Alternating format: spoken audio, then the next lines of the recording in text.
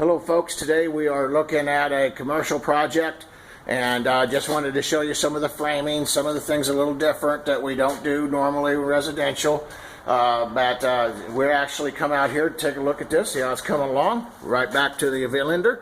So this is our door frames. These are all steel door frames. This is commercial. They're not attached naturally. They're just sitting in here waiting to be attached. But it looks really good. And you see our fire brakes coming across through here. Not quite sure about that one, but a little bit of something will fix that. But anyway, I wanted to show you how this has been designed. This is all stick built. We've talked about this in other videos about how this is done, so as that it's a well constructed, built, and made sure that it's a little bit heavier duty than our regular commercial, regular residential. Well folks, thank you for watching Galloway Building Services. I hope you enjoyed it. Have a great day.